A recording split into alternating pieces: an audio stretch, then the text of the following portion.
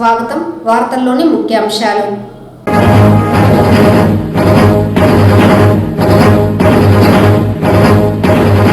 కుల మతాలకు అతీతంగా అర్హులైన వారందరికీ సంక్షేమ పథకాలు అందజేయాలన్నది ముఖ్యమంత్రి జగన్ లక్ష్యం. రాష్ట్ర ఉప ముఖ్యమంత్రి నారాయణ స్వామి.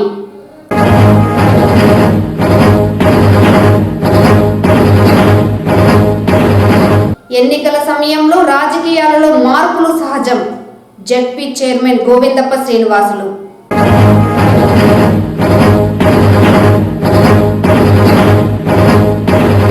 వైకుంఠ ఏకాదశిని పర్వదినాన్ని పురస్కరించుకొని 10 రోజుల పాటు 6.47 లక్షల మంది భక్తులకు శ్రీవారి వైకుంఠ ద్వార దర్శనం కల్పించాం. మీడియా సమావేశంలో టీటీడీ ఈవో ఏవి ధర్మారెడ్డి వెల్లడి. వార్తల్లోని వివరాలు. కుల మతాలకు పార్టీలకు అతీతంగా అర్హులైన వారందరికీ సంక్షేమ పథకాలు అందజేయాలన్నదే ముఖ్యమంత్రి జగన్మోహన్ రెడ్డి ముఖ్య ఉద్దేశమని రాష్ట్ర ఉప ముఖ్యమంత్రి నారాయణ స్వామి పేర్కొన్నారు. మంగళవారం గంగాధర్ నెల్లూరు మండల కేంద్రం ఎంపీడీఓ కార్యాలయం నందు వైఎస్ఆర్ పెన్షన్ కానుక పంపిణీ కార్యక్రమంలో ముఖ్య అతిథిగా పాల్గొన్నారు.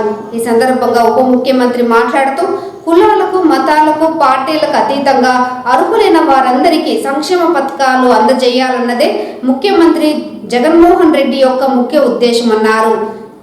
పేదవాళ్ల కోసం తపన పడే వ్యక్తి జగన్మోహన్ రెడ్డి అని, పేదల కులం పేదల మతం జగనన్న మతం అని తెలిపారు.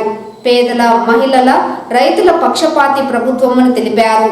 దేశంలో 3000 పెన్షన్ ఇస్తున్న రాష్ట్రం ఏదైనా ఉంటే అది మన రాష్ట్రమేనని, దేశంలో ఎక్కువ మందికి పెన్షన్లు ఇస్తున్నది మన ప్రభుత్వమేనని తెలిపారు.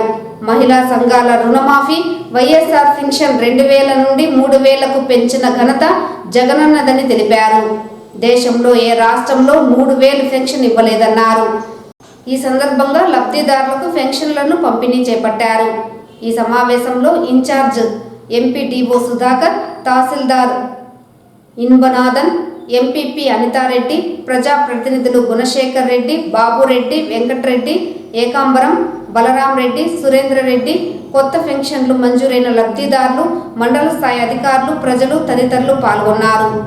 ఈ 77 స్వతంత్రంలో జగనన్న వచ్చిన వెంటనే అమ్మఒడి అనే కార్యక్రమాన్ని తీసుకున్నాడు. ఆ అమ్మఒడి వచ్చే పద్ధతి ఏమంటే చదువే సంపద వస్తుందని ఎన్నో పర్యాలు చెప్పిన, ఆ సంపద ఉంటే పేదవాడందరూ బాగుపడతారని ఆయన మేనిఫెస్టోలో కులం పట్ల, పార్టీ పట్ల, మతం పట్ల ఇవంతా కంప్లీట్గా ఆలోచించిన వ్యక్తి, పేదవాళ్ళ కోసం తపన పడే వ్యక్తి. అమ్మఒడి పెట్టినాడు, చదువుకున్నదానికి పుస్తకాలు ఇచ్చాడు, గుడ్లు ఇచ్చాడు, షూ ఇచ్చాడు, మళ్ళీ ఇంగ్లీష్ మీడియం కూడా పెట్టారు. మళ్ళీ రైతులకి రుణాలు దోసేదానికి రైతు భరోసా పెట్టాడు. రైతు రుణం తోస్తూ నవరత్నాలు అన్నీ కూడా లెత్తి పొందేటట్టు చేశాడు. ఇది కాకుండా ఎస్సీ, ఎస్టీ, బీసీ మైనారిటీకి, మహిళా తల్లులకి 40 నుంచి 60 సంవత్సరాల వాళ్ళకి 18,700 ఇచ్చాడు. అప్పర్ కమ్యూనిటీ మన జాతిలో ఎవరైతే గౌరవప్రదంగా బతుకుతూ మేము పెద్ద జాతి ఉన్నారో ఆ జాతి ఉండే పేదవాళ్ళకి కూడా, కాపులు ఉండే వాళ్ళకి కూడా నవరత్నాలు అందరూ ఇస్తూ ఈ 45 నుంచి 60 సంవత్సరాల వాళ్ళకి నువ్వు తెలుగుదేశమా, నువ్వు అరుణ్ దేశమా, నువ్వు బీజేపీ, నువ్వు వైఎస్ఆర్ పార్టీ అని చూడకుండా మా ఎమ్మెల్యేలకి, మంత్రులు కూడా మీకు ఓటేసిన వాళ్ళకే చేస్తారు కాబట్టి మీ అధికారం రోడ్లు చేసుకొని ఇంకోటి చేసుకోండి, మీరు వీటిలో ఇంటర్ఫీర్ కావద్దని చెప్పేసి వారు అన్ని రకాలుగా బటన్ నొక్కేది కార్యక్రమం చేశారు. ఆ బటన్ నొక్కేది ఏమంటే డబ్బులు మీ అకౌంట్లో డైరెక్ట్గా పడేది. పేదవాళ్ళ అకౌంట్లో డైరెక్ట్గా పడితే ఆ డబ్బులు ఖర్చు పెడితే అది సంపద. పేదవాళ్ళు దరిద్రంగా ఉండి సంపదకు వస్తూ ఉంటే అది సంపద, అది గ్రోత్ రేట్ ఎక్కేది. అటువంటి పనులు డైరెక్ట్గా మా చేతికి ఇవ్వకుండా వాళ్ళు మనీ ఆర్డర్ పంపించినట్టు, సురక్ష పథకంలో మనీ ఆర్డర్ పంపించినట్టు మీకు ఏ జబ్బున్నా ఆ మార్కులు ఇస్తూ దాన్ని మీకే అక్కడి నుంచి వచ్చినాక వాలంటీర్ల ద్వారా, లీడర్ల ద్వారా ప్రతి ఇంటికి ఇచ్చే కార్యక్రమాలు చేస్తున్నారు. దాంట్లో ఒకటి డయాబెటిక్ పేషెంట్లు ఇప్పుడే నాతో కూడా వచ్చారు.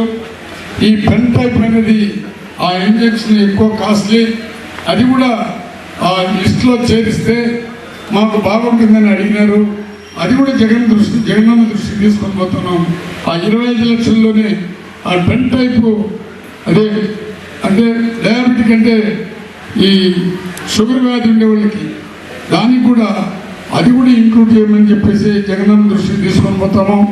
పేదవాడు ఎవడు కూడా ఆరోగ్యం బాగలేదని కానీ హెల్త్కి సంబంధించి స్కూల్ మా బిడ్డలు పోలేదని ఆలోచన ఉండకూడదని జగనన్న ఈ నిర్ణయాలు తీసుకున్నాడు. ఎన్నికల వేళ రాజకీయాల్లో మార్పులు చేర్పులు సహజమని జెడ్పీ చైర్పర్సన్ గోవిందప్ప శ్రీనివాసులు తెలిపారు. మంగళవారం చిత్తూరు జెడ్పీ కార్యాలయంలో ఏర్పాటు చేసిన మీడియా సమావేశంలో జెడ్పీ చైర్మన్ మాట్లాడుతూ రాజకీయాల్లో ఒడిదుడుకులు మార్పులు చేర్పులు సహజమన్నారు.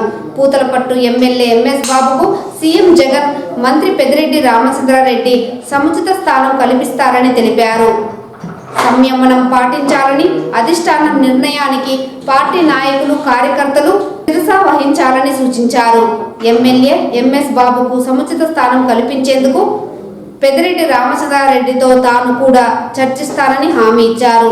ఈ సందర్భంగా నూతన సంవత్సరాన్ని పురస్కరించుకొని జెడ్పీ కార్యాలయ సిబ్బందికి నూతన సంవత్సర శుభాకాంక్షలు తెలియజేశారు. తెలుగుదేశంలో తీసుకున్నా, బీజేపీలో తీసుకున్నా, జనసేనలో తీసుకున్నా ఇలాంటి కోకల్లోనే ఉంటాయి. ఇప్పుడు లాస్ట్ టైం మీరు చూసినట్లయితే లలిత్ కుమార్ని మార్చారు. లలిత్ కుమార్కి ఇవ్వకుండా మరో క్యాండిడేట్ ఇప్పుడు ఇస్తున్నారు. ఇలాంటి సందర్భాలు అనేకం ఉంటాయి. ఒకే క్యాండిడేట్ రాజకీయంగా ఉండాలని కోరుకోవడం ఎంత సహజమో, రాజకీయ ఎత్తుగడల్లో రాజకీయ గెలుపు కోసము పార్టీ కోసం మనం అంకితాభావంతో పనిచేయాలి. కానీ పార్టీ అధిష్టానాన్ని ధిక్కరించేదానికి ఎవరు కూడా ముందుకు పోకూడదు.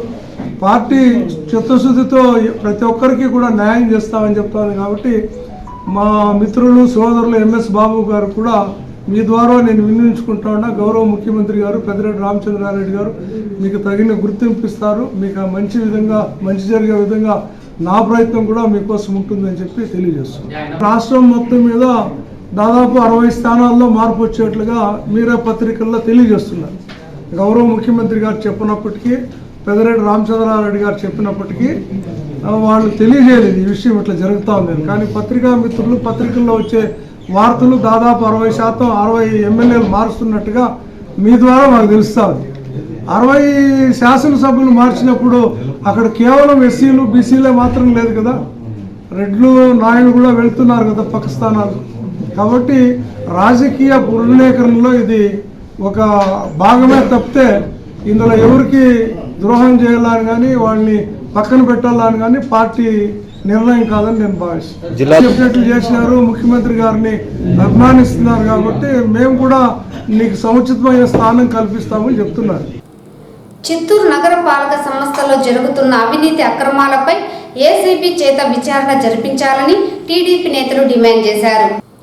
ఈ సందర్భంగా ఏర్పాటు చేసిన మీడియా సమావేశంలో వారు మాట్లాడుతూ చిత్తూరు నగరంలోని నగర పాలక సంస్థ కార్యాలయంలో రోజురోజుకి అవినీతి అక్రమాలు హెచ్చుమీరుతున్నాయని, దీంతో సామాన్య ప్రజలు బెంబేలెత్తిపోతున్నారని ఆవేదన వ్యక్తం చేశారు.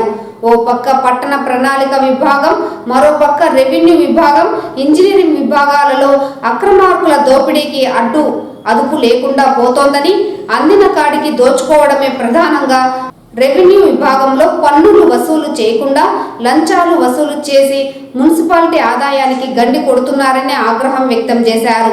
నగరంలో ఇళ్ల నిర్మాణాలు చేపట్టాలన్నా, టైటిల్ మార్పులు చేయాలన్నా లంచాలు ఇవ్వాల్సిన పరిస్థితి నెలకొందన్నారు. దీనితో పాటు మున్సిపాలిటీలో చెత్త సేకరించే వాహనాలు ఎక్కువ కిలోమీటర్లు తిరిగినట్లు రాసుకొని పెద్ద ఎత్తున నకిలీ బిల్లులను పెట్టి లక్షలాది రూపాయలను స్వాహా చేస్తున్నారని స్పష్టం చేశారు. నగర పాలక సంస్థలో జరుగుతున్న అవినీతి కార్యకలాపాలపై పూర్తి స్థాయి విచారణ ఏసీబీ ద్వారా జరిపించాలని ఈ సందర్భంగా వారు డిమాండ్ చేశారు. ఈ కార్యక్రమంలో తెలుగుదేశం పార్టీ రాష్ట్ర అధికార ప్రతినిధి సప్తగిరి ప్రసాద్, కార్యాలయ కార్యదర్శి మోహన్ రాజ్, జిల్లా క్రిస్టియన్ సెల్ అధ్యక్షులు మేషక్, తెలుగు యువత అధ్యక్షుడు మంజు, చిత్తూరు రూరల్ మండల ప్రెసిడెంట్ శశికర్ బాబు తదితరులు పాల్గొన్నారు. పట్టణంలో ఏడైనా శానిటేషన్ ఉందా? ఎక్కడ చూసినా దోమలు, ఎక్కడ చూసినా కాలువల కంపు, మురుగు పేరుకొంపు అంటే కనీసం దాన్ని క్లీన్ చేసేటువంటి నాదుడు లేదు. పైగా అన్నిటికన్నా ముఖ్యమైన విషయం ఏంటంటే చిత్తూరు మున్సిపాలిటీలో డీజిల్ స్కామ్ పెద్ద ఎత్తున జరిగింది. చెత్త సేకరించే వాహనాలు కానీ ఇతర వాహనాలు కానీ డీజిల్ పోసుకొని అధిక మొత్తంలో కూడా బిల్లులు చెల్లించినటువంటి పరిస్థితి చిత్తూరు మున్సిపాలిటీలో జరిగింది. డీజిల్లో కూడా పెద్ద ఎత్తున అవినీతి జరిగింది.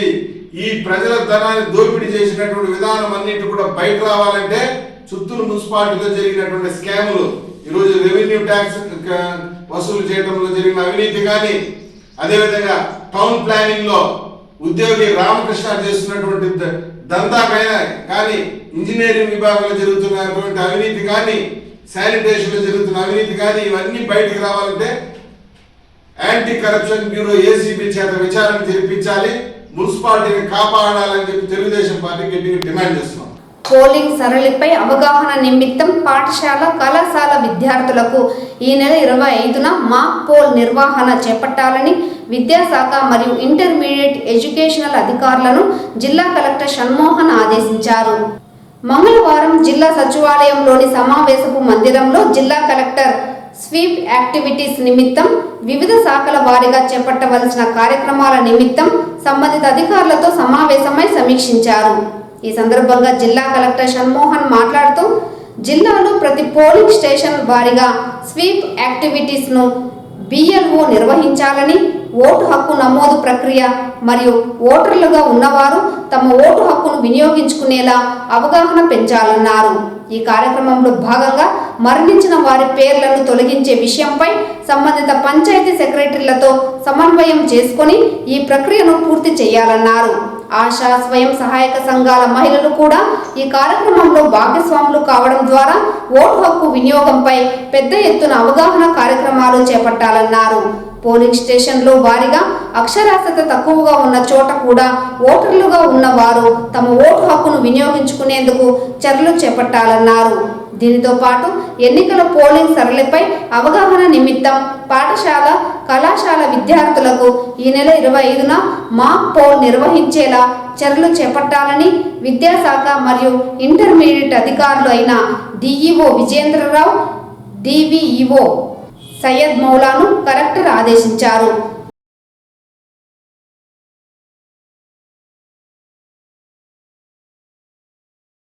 రాష్ట్ర ప్రభుత్వం SSA ఉద్యోగుల సమస్యలు పరిష్కరించేంత వరకు సమ్మె కొనసాగించాలని CITU రాష్ట్ర కార్యదర్శి నరసింహారావు పిలుపునిచ్చారు. సమస్యల పరిష్కారం కోరుతూ సమగ్ర సర్వశిక్ష అభియాన్ ఉద్యోగులు చేపట్టిన సమ్మె రాష్ట్ర వ్యాప్తంగా 14వ రోజుకు కొనసాగింది. మంగళవారం చిత్తూరు కలెక్టరేట్ శిబిరం వద్ద భారీగా ఉద్యోగులు మెడకు ఉరివేసుకుని నిరసన తెలిపారు.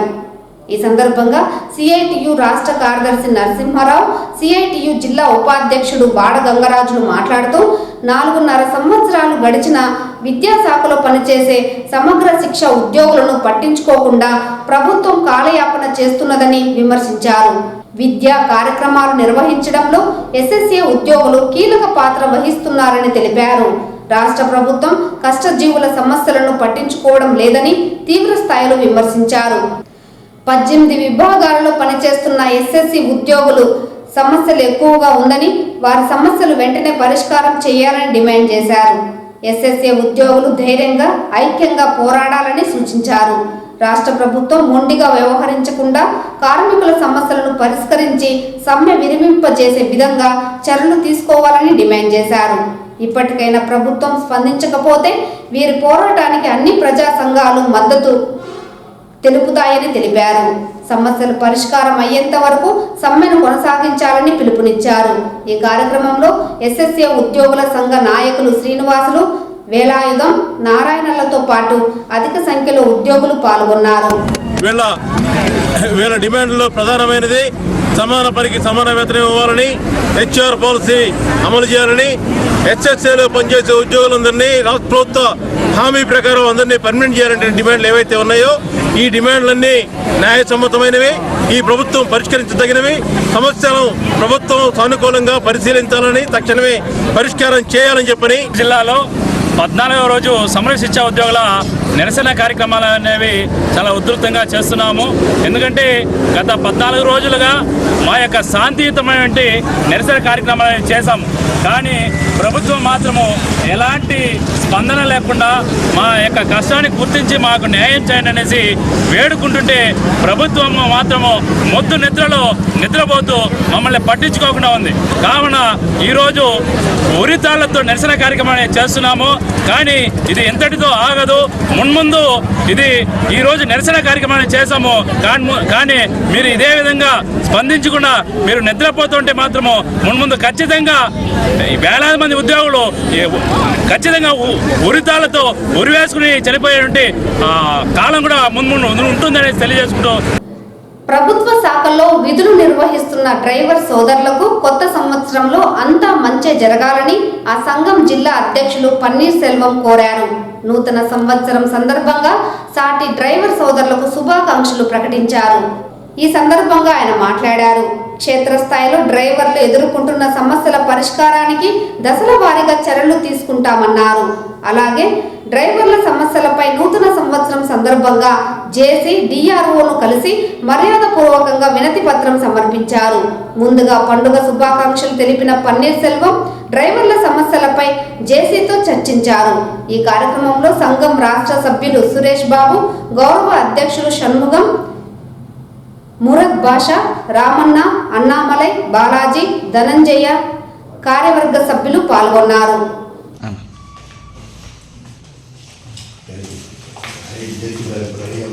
జనవరి 3 నుండి సమ్మెకు చిత్తూరు జిల్లా మున్సిపల్ కార్మికులు సిద్ధం కావాలని ఏఐటియుసి జిల్లా గౌరవ అధ్యక్షులు నాగరాజు తెలిపారు. రాష్ట్ర వ్యాప్తంగా మున్సిపల్ కార్పొరేషన్లో పనిచేస్తున్న పారిశుద్ధ్య పర్మనెంట్ కాంట్రాక్ట్ అవుట్సోర్సింగ్ కార్మికులు, ఇంజనీరింగ్ విభాగం కార్మికుల సమస్యలను ప్రభుత్వం పరిష్కరించడంలో నిర్లక్ష్యం వహించిందని, వ్యతిరేకంగా సమస్యల పరిష్కారం కోసం 3వ తేదీ నుండి చేపట్టనున్న నిరవధిక సమ్మెను జయప్రదం చేయాలని కోరుతూ చిత్తూరు నగరపాలక సంస్థ కార్యాలయం ఎదుట నిరసన కార్యక్రమం చేపట్టారు.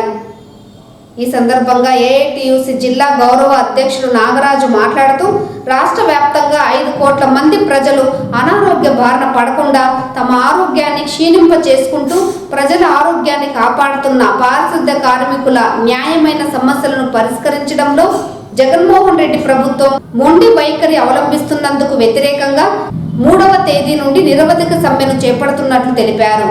దీనికి పూర్తి బాధ్యతను ప్రభుత్వమే వహించాలని అన్నారు.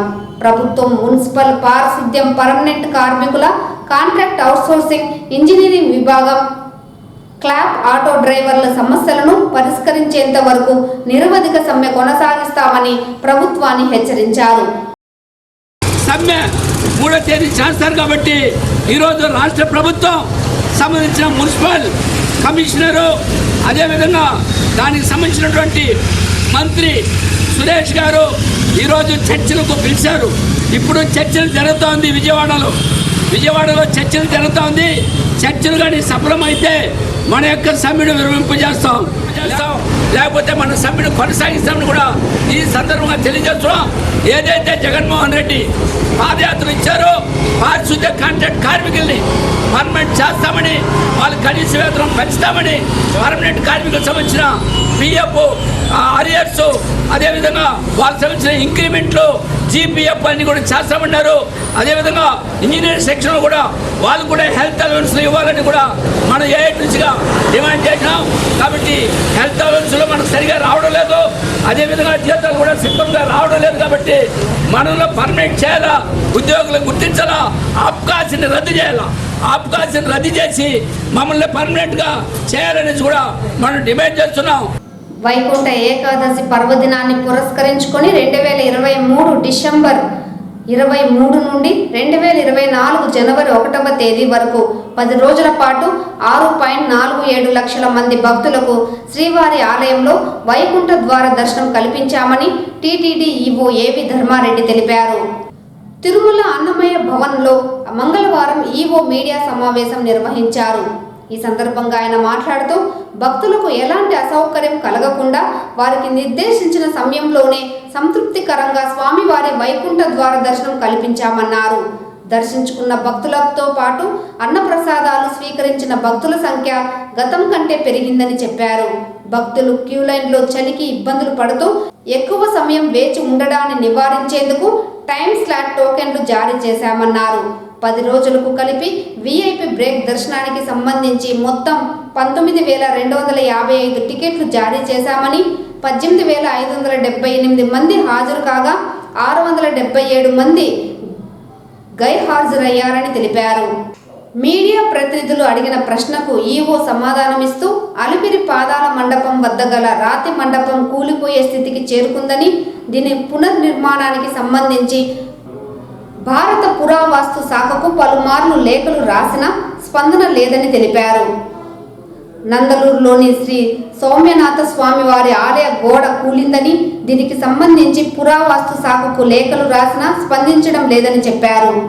రాతి మండపాలు, ఆలయాల పునర్నిర్మాణానికి సంబంధించి టీటీడీలో ప్రత్యేకంగా ఆలయ నిర్మాణ విభాగం ఉందని, ఇక్కడ నిపుణులైన స్థపతులు ఉన్నారని వివరించారు. వైకుంఠ ద్వార దర్శనం అంటే వైకుంఠ ద్వారంలో పోయేటప్పుడు ద్వారం అనేది చాలా ఇరుకుగా ఉంటుంది, మీకు అందరికీ తెలుసు. ద్వారంలో పోయే వాళ్ళను మనం తోయటానికి అవకాశం ఉండదు. మామూలు దినాలతో పోలిస్తే వైకుంఠ ద్వార దర్శనం అనేది మినిమం 10,000 తక్కువగా ఉంటుంది కెపాసిటీ. మన కెపాసిటీ సపోజ్ మామూలు రోజుల్లో 85,000 ఉంటే వైకుంఠ ద్వార దర్శనం జరిగేటప్పుడు 75,000 కంటే మించి మనం పంపించలేము. అంటే వైకుంఠ ద్వారంలో ఎంత మనం ప్రయత్నించినా చాలా స్లో మూమెంట్ ఉంటుంది. కాబట్టి దాన్ని పరిగణలోకి తీసుకొని ప్రతిరోజు కూడా 75,000 మందికి దర్శనం చేయొచ్చు. తర్వాత Thursday and Friday around 65,000, Thursday 60,000, Friday Vaikuntha ద్వారంలో మనం దర్శనం చేయొచ్చు అని మేము ఆ డేటా ప్రాక్టికల్గా తీసుకొని ఆ మాదిరి ఈ ఆబ్సెంటిజాన్ని కూడా తీసుకొని మామూలు రోజుల్లో 79,000కు టికెట్లు ఇవ్వడం జరిగింది. అంటే ఆబ్సెంటిజాన్ని కూడా మనం కౌంట్ చేసుకొని 75,000కు మనం దర్శనం ఇప్పించగలిగితే కెపాసిటీ ఉంటే ఒక 5,000 ఎక్స్ట్రా, 4,000 కానీ 5,000 కానీ ఎక్స్ట్రా ఇవ్వడం జరిగింది. సో దట్ ఆబ్సెంటిజం కవర్ అవుతుందనే ఉద్దేశంతో ఇచ్చాము. సో టోటల్ టికెట్స్ 7,76,930 ఇచ్చాము. ఈ కవరప్ చేసుకోవడానికి ఆబ్సెంటిజం ని బట్టి కొంత ఎక్స్ట్రా ఇచ్చాము. రెండవది ఏం చేసామంటే ఈ ఆబ్సెంటిజం ఇంకా ఎక్కువగా ఉంటే ఎంప్లాయీస్కి రెఫరెన్స్ ఇవ్వాల్సి వస్తుంది. తర్వాత విఐపి బ్రేక్ కూడా కొద్దిగా లిబరలైజ్ చేసి కవరప్ చేసుకోవచ్చు అనేటువంటి ఉద్దేశంతో ఈ 2 విధానాలు అవలంబించి సుపతన్ నుంచి ఎంప్లాయీస్కు, తర్వాత కొంతమంది విఐపీస్ ఓన్లీ విఐపి బ్రేక్ కాకుండా మధ్యలో వచ్చిన వాళ్ళకు ఇచ్చిన టికెట్స్ 37,668. అంటే ఇది ఆబ్సెంటిజాన్ని కవర్ చేయడానికి. ఈ డేటా అంతా తెలియదు వాళ్ళకు. డేటా తెలిసిన తర్వాత దాన్ని కవరప్ చేస్తారని చెప్పేసి ఆశిస్తూ, తర్వాత దర్శనం 6,47,452 6,47,452 టోటల్ దర్శనం చేసుకున్నారు. ఇది 2023 అంటే పోయిన సంవత్సరంతో పోలిస్తే పోయిన సంవత్సరం 6,09,000 చేసుకున్నారు. అంటే ఈ సంవత్సరం దాదాపు 40,000 పైగా ఎక్కువ. మనం ఆబ్సెంటిజాన్ని కవర్ చేయడం వల్ల 40,000 ఎక్కువ దర్శనం చేసుకున్నారు. 2022లో అంటే ప్రీవియస్ ఇయర్లో ఓన్లీ 3,78,928 అంటే 3,79 లాక్. కరోనా కాబట్టి మనం తక్కువ ఇవ్వడం జరిగింది, రావడం కూడా చాలా తక్కువ కరోనా విషయంలో. 2020లో ఇదే విధానం అవలంబిస్తే 4,25,000, అప్పుడు కూడా కరోనా ఉండింది, అందువల్ల అప్పుడు కూడా తక్కువ వచ్చారు. సో ఈ సంవత్సరం మ్యాక్సిమం చేసుకున్నారు దర్శనం. మన కెపాసిటీ కంటే ఓన్లీ 40,000 షార్ట్ ఫాల్ అయింది. అంటే per day around 4,000 short fall. తర్వాత హుండీ కానుకలు ఈ సంవత్సరం చాలా అత్యధికంగా వచ్చాయి. 20 లక్షలు 10 రోజులకు కలిపి. పోయిన సంవత్సరం 39,40,00,000. అంటే ఈ సంవత్సరం దాదాపు 80 లక్షలు ఎక్స్ట్రా వచ్చింది. ఈ వార్తలు ఇంతటితో సమాప్తం. నమస్కారం.